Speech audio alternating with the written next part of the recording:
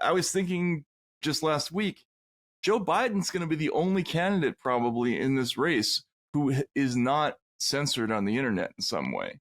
Exactly. Ramaswamy has already been locked out of LinkedIn.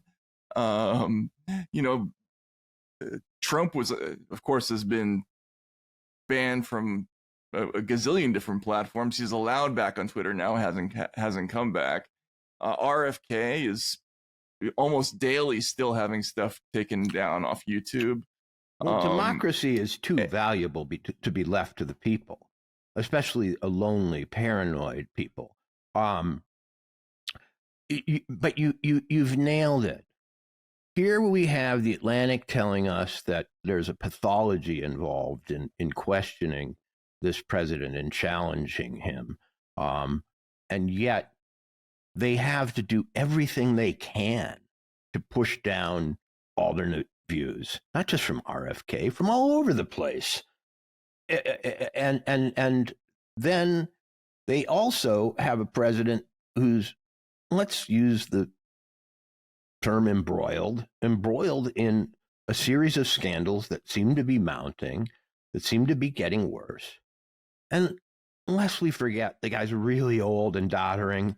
And often, probably every other day, I watch a speech of his where I don't know what he's talking about. He doesn't seem to either. Why should we pathologize wanting an alternative to that? Right.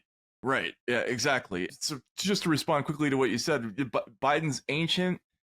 He almost daily says crazy things. Like the other day, he was asked about Putin, and he said, well, it's obviously he's frustrated because he's losing the war in Iraq. And if that's not bad enough, he says that, but the quote, it doesn't come out that way anywhere except in right-wing media, right? Like they kind of massaged it for him. And so people see that, and they have two thoughts. One, we have a declining president who's got a tenuous grasp on his ability to manage situations. Two, that he's being protected by a press corps that's supposed to challenge him. So that's something that people don't like.